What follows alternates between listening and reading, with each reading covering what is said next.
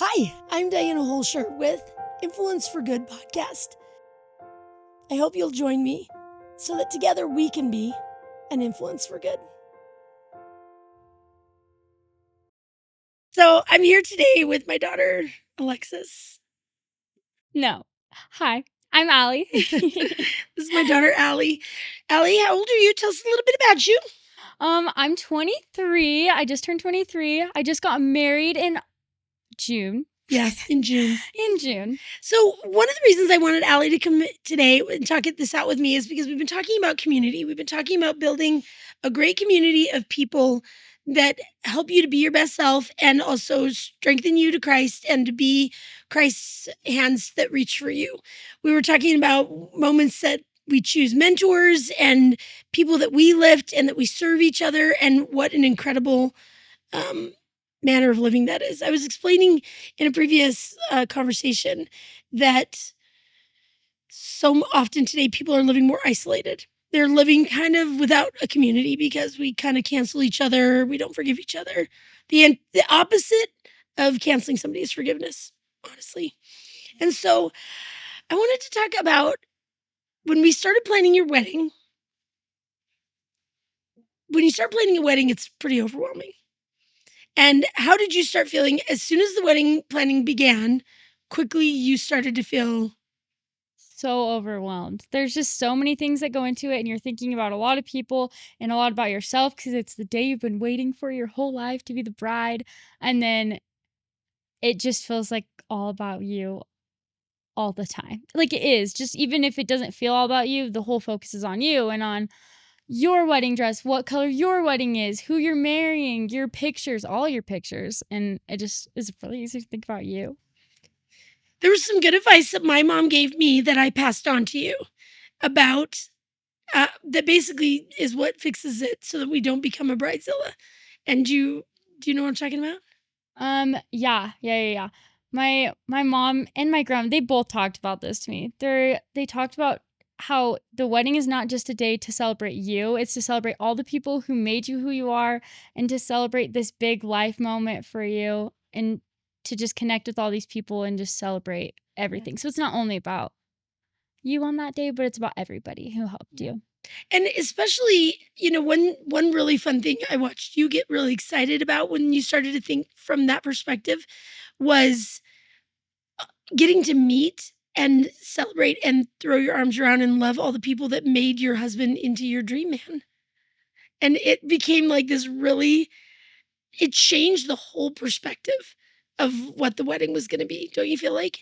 Yeah, I do think that. Cuz also you're meeting so many people who you don't know, and sometimes it can just, this sounds terrible, but you go to, like, you'll have a wedding sometime or someday or from your past wedding or whatever that you'll just remember you did not know anyone. Like a lot of people that come are people who they're celebrating, they love your parents or his parents, and you just don't know who they are. And so when I was thinking, coming from that perspective of I all these people helped him to become who he is, it made me feel a lot more excited to talk to all these people and excited to celebrate with these people and a lot less like, what do I need to do next for my wedding? It was just like, Yeah. I was more present, I felt like, because of that. I agree. I think that was beautiful. And so one of the, I think, we talked a lot about it.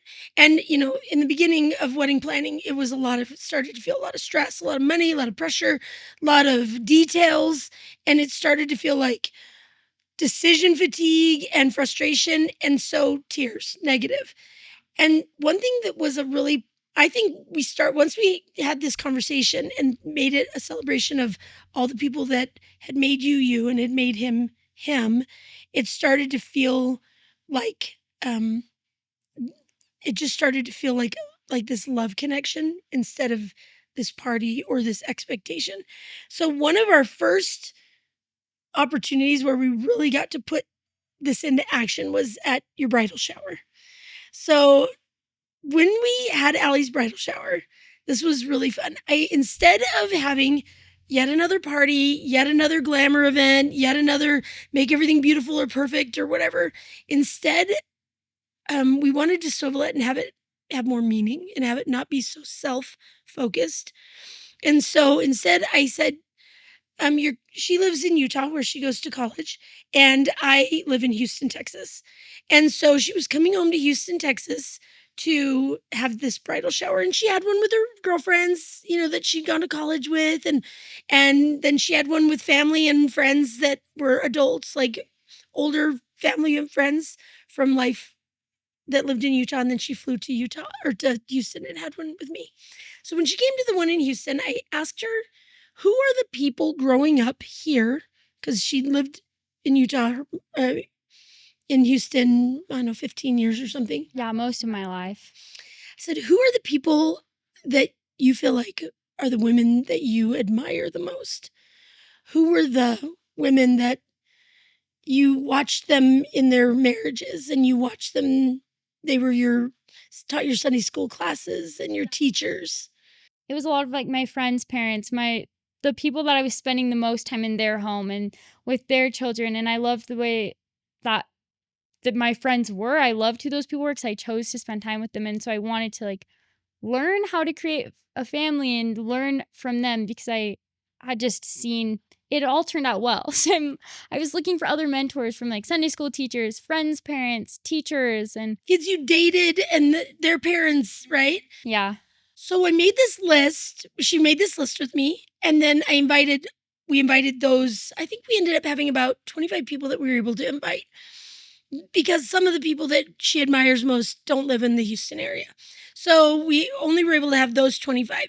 And I think about 21 or 22 even were able to come, which is incredible.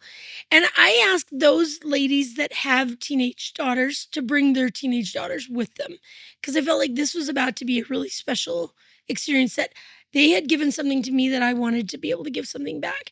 So in that moment, I asked them to come and bring their teenage daughters with them. And then when we gathered there, I said, most of the time for bridal showers, you see games and gifts and food and things like that. But today I said, can I just tell you who this room is?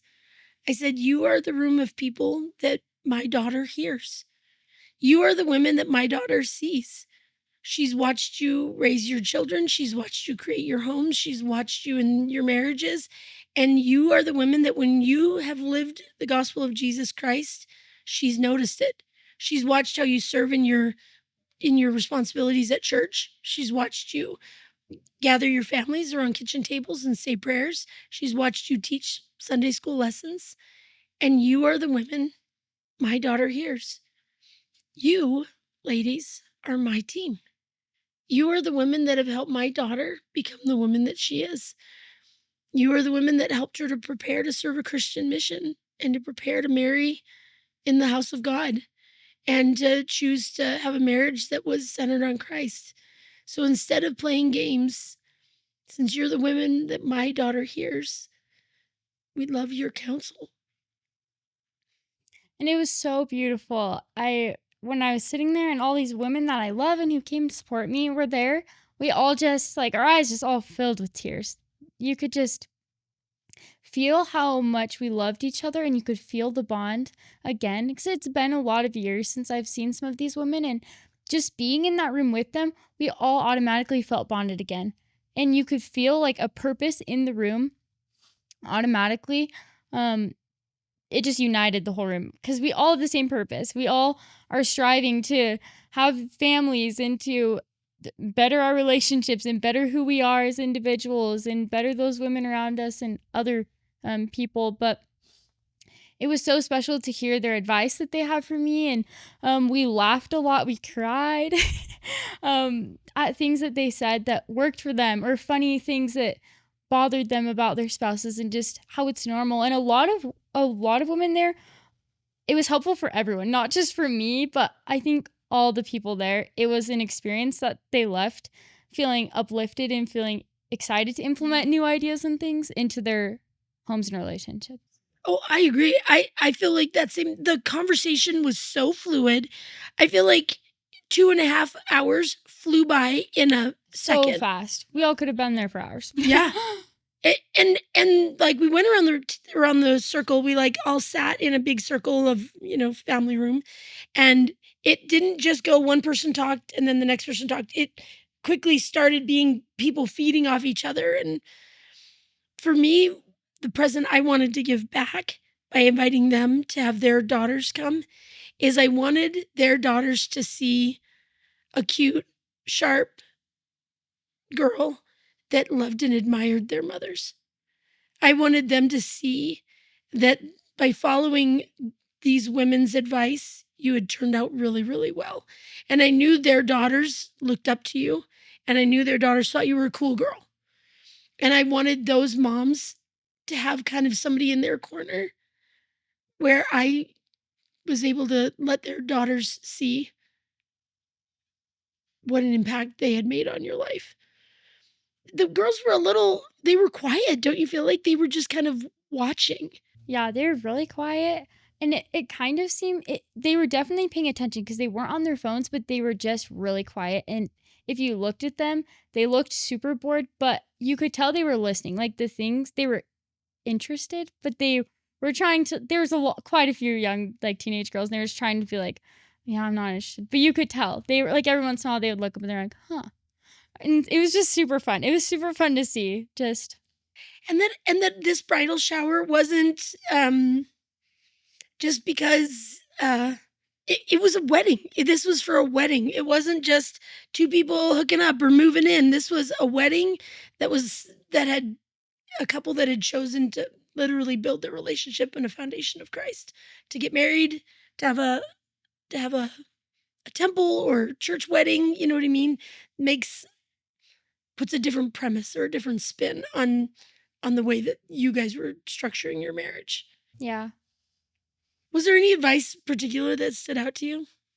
Something that Ethan and I went home and I told him as many I don't know, as much as I could remember, but also you just have to at that point there was so much advice and so many things being said, you just kind of had to pick and choose stuff and just to hope you could remember it all. I wish I had a notebook to write it all down. I But know, I know. So if seriously, anybody tries this, bring a notebook write for it the bride. down. Yeah, and one of my biggest regrets is that we took a lot of individual pictures or small group pictures.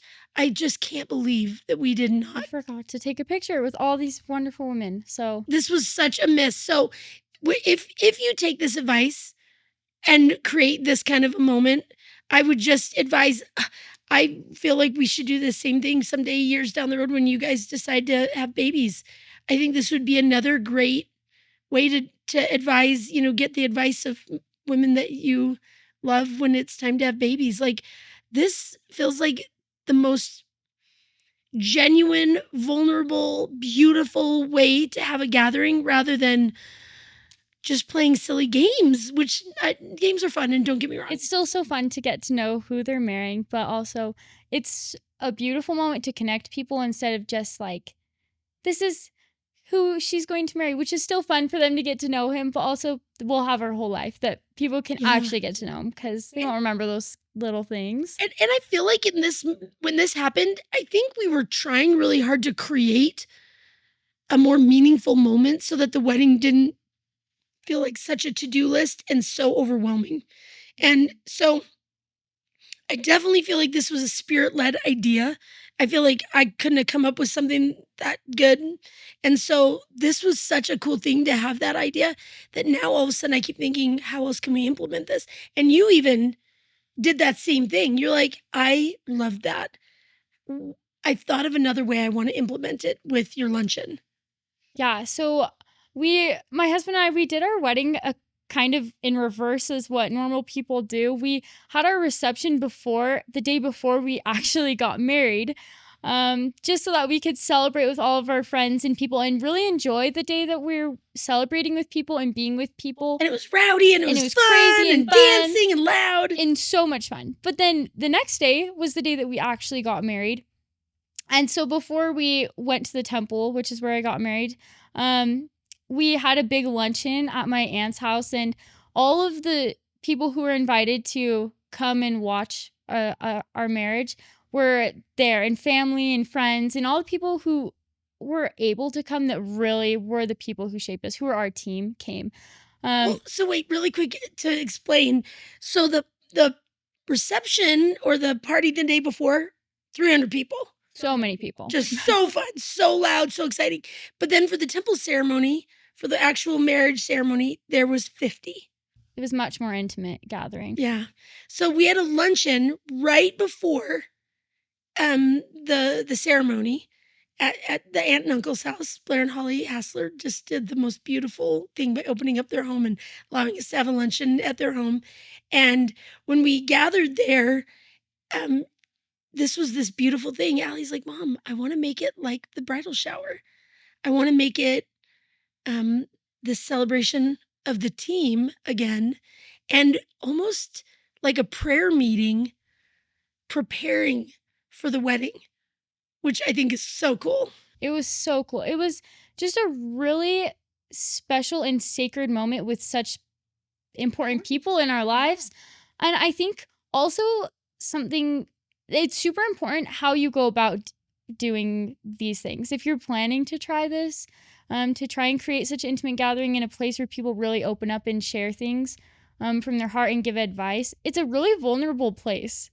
And so when you're creating that, I think my mom did a great job at creating these and facilitating this in both settings, in my my bridal shower, and then also in this luncheon, just by how you created and started the meeting. And one, she just started thanking everyone with gratitude. And then I can see if I was the one facilitating, I could definitely see how I could feel a little bit uncomfortable sharing that, because it's just so vulnerable. Like, she's just like, this is how we're so grateful for you, and you've really helped shape my children and all these things. And I felt like when I acknowledged who they were to us in that moment, like at first when they showed up at the luncheon, they're like, because weddings are a busy thing. So it's like an all day thing. And you're like, okay, we got to be there for this. I got to be all dressed up.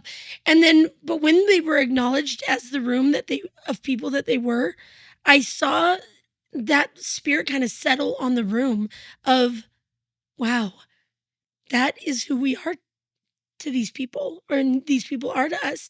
And they sat different, and they paid attention different, and they connected different. It wasn't like this check the box of, okay, we went to the luncheon, now we're going to go to the ceremony.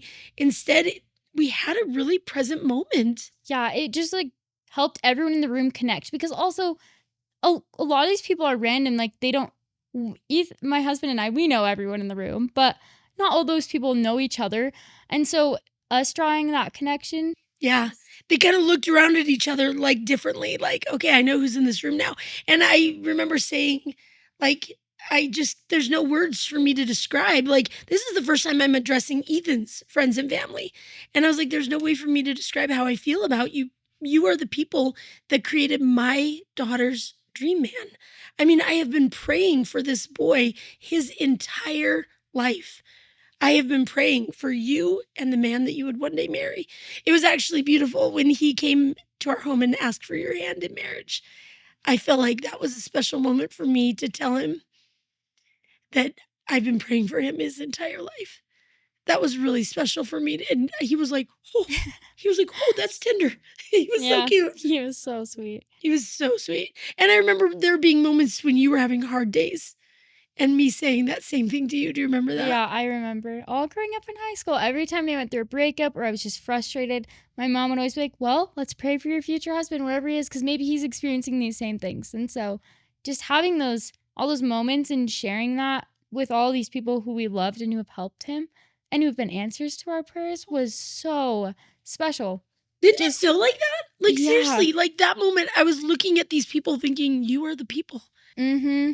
And after the lunch, and a lot of our friends and family members came up to us and just like thanked us for creating this special moment for not only us, but for them, and helping them realize what a big part of this bigger picture that they were. And they all just were just amazed. They were like, wow, I wish we did this, or I want to implement something like this into my life, or just creating that spiritual moment to just, it was a very Christ-centered moment, and it was so. Okay, another thing that I thought was really beautiful was, okay, we had an opening prayer. Before we ate, we, bless the food, right? Mm-hmm. And then, and kind of a celebratory prayer. like too, of like all being together, and this is so It fun. was so fun. And then we had a song. We had one of their good friends, Austin Hatch, sang a beautiful hymn. And I can't even think of which one it was. I can't even, that's so strange that we couldn't, but what we asked him, it was kind of his gift to like, he's a beautiful singer. Yeah. To share that and to sing in front of so many people, he was like, of course. And we were having like decision fatigue. So we were like, will you pick the song? And he was like, okay, so it should be about love. It should be about marriage. And we're like, maybe no. A hymn. We want a hymn. Yeah, we wanted, like a song that's maybe more about God, about Christ and about, we wanted the Spirit to be there. And so he sang, and it was so reverent, and it just created a beautiful spirit. Then I got up and said what she was talking about, and then my husband, and then the groom's mother and father both stood up and also said, not just a toast though. I mean, normally you like hear like a speech or a toast, and I felt like it was different. Yeah, it was more of like a gratitude or tribute to these people that were here. Yeah. And yeah, just thank you for helping us. And then Allie and Ethan got up and we got to say thank you to all of the people and just share our gratitude and share, just a lot of people shared fun stories about each other and how, I don't know, how they helped us along our path to find each other. And it was so fun. Like, we laughed and we cried again, and it just was such a special. It was so special. Yeah, it was so special. But it was different because instead of it being like just all about the bride and the groom, it became this gift that we were giving to the people that have been our team. Like, it was so beautiful. And then at the end, you guys came up with such a great idea with us singing a song all together. Yeah, it was so beautiful, which I do remember that song. But I think a lot of the wedding, like looking back on it and on this luncheon and everything, I don't remember a ton of the details, even though we spent so much time planning all these intricate little things. But I just remember the feeling of feeling connected to all these people and feeling the spirit and feeling loved and feeling like I was able to appropriately like share my feelings with such a large group of people that you don't normally get to just talk to everyone one-on-one and tell them all the things you're feeling about that person. But we were able to just tell everybody, and everyone having that moment together. It was so beautiful. It was a powerful moment. So the song that they chose at the end, I thought this was super darling. There's a primary song that is sung when children are little, all the way up till whatever, but it's kind of a favorite song in our church community. Song. Yeah, and it's called "I Love to See the Temple," and the words are, "I love to see the temple. I'm going there someday to feel the Holy Spirit, to listen and to pray." And it's all about like creating an eternal family centered on Jesus Christ, and that creating a marriage that is centered on Jesus Christ is the way to create an eternal family. And so when we sang the song, they gave the instructions to change one line in the song. And we talked, we said, we're going there today. Yeah, so instead of, I love to see the temple, I'm going there someday, we're going there today to feel the Holy Spirit, to listen and to pray. And go ahead. And it just prefaced such a sacred experience for everyone. And everyone just was so happy because I think it connected a lot of dots for people. Like, instead of what you were talking about earlier, it just being a checklist item, like, okay, I went to the luncheon, I went to this and this and this. Yeah. But it became more of like, this is so exciting that we're here for this couple and that we're celebrating us and them and all these things. It felt like a group effort in a way. Yes. And it was really fun. It became more exciting. Not that it wasn't exciting, but I think it felt more exciting for everybody. I do too. We're going there right now. We're going. Let's do this. We're gonna go. This is like what you've dreamed your whole life for, and now Seriously. Here we go. And then I thought what was super tender and sweet, Allie and Ethan asked Allie's littlest brother, his name is Tag's 14, to say the closing prayer. And that Tag is super confident kid. He's super outgoing. And he was tender in that prayer. Yeah. He felt the Spirit and he cried during that closing prayer. And something that really touched me that I couldn't get over is that your dad and each of your brothers, so I have 4 kids, so Allie's the only girl and then 3 brothers. Each of them came up to me at a different point throughout the day, and while hugging me, said the same phrase. They said, "We did it. We did it." And they meant, "We did it. She's found her her person. She's getting married in the temple. Like, we did it. She has an eternal family. Like, she's building this relationship on Christ." And what was so profound was the realization that we had been all working together your whole life for this beautiful day. Mm-hmm. I just hope that anyone who hears this, oh, tissues is wonderful. Anyone who hears this, will maybe spend some time thinking over the special moments and the celebratory moments that are coming up in their lives and see if they can find a way to center on Christ and on gratitude and create some vulnerable moments. Yeah. So beautiful. I It's loved so sharing that beautiful. date with you. Thanks. And I'm so glad that you picked such a wonderful man and that you love him so much and that he loves you and treats you so well. Thanks. Hey, thanks for listening to Influence for Good podcast. Would you please take a second before you move on with your day and just think about the things that we talked about? Is there anyone in your life, your friends, your family members, your coworkers, that might need to hear this message? Sometimes a lesson that a parent or a boss or a coworker has said a million times can't be heard and can't be received except through a third person party. If there was something in today's message that you feel like could help a friend, will you please take a minute to just share it with them so that together we can be an influence for good?